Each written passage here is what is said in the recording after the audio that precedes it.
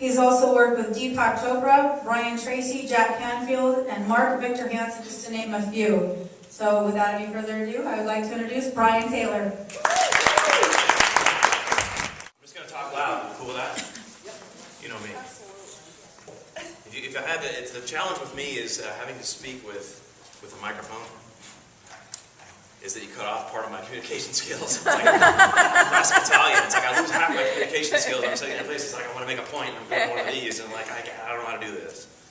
So we're going to go with some interesting things today. I was doing some thoughts last night. Actually, I emailed the trail last night. I said, hey, by the way, can we get a couple of the things? I'm thinking about doing a couple of swerves. So here are my couple of swerves. So here's what I'm going to ask you from here on out. All I want is your best. I don't want your best to be for her best to be for you. I want your best.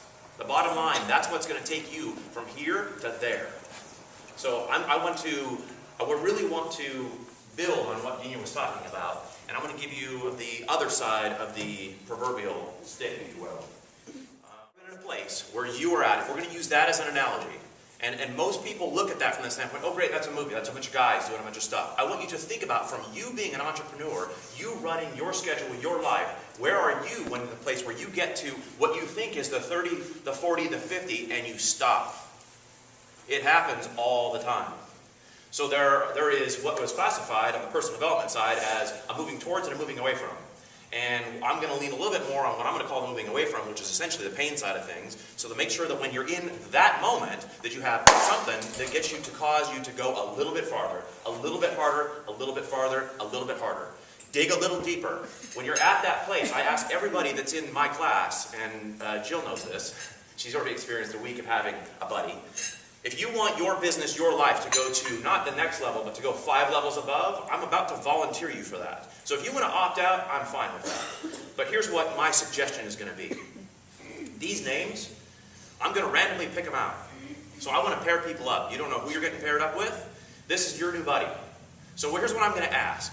At least one time per day, send them, and whatever works for you as far as a group. If you want to call them, if you want to email them, if you want to text message, smoke signal, whatever works. I'm down. Whatever works from a communication standpoint. But here's what I'm going to ask. At least one time per day, check in with them. How you doing? What's going on? Are you in a place? If you do that every day, so let's qualify that for the 5 days. However it works best. I'm not going to say there has to be a communication method that works the exact way. In other words, one group has to communicate. You have to email every day. I want some communication every day. It could be a phone call, it could be a text message, it could be an email. You could do that 5 times a day. But just whatever works for you and your buddy.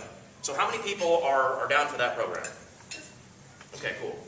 So here's what I'm going to do. Again, I'm just going to randomly pick names. And so what I'm going to ask you to do is, what I'll do is when I pull these cards out, I'll just trade them. That way you have everybody's contact.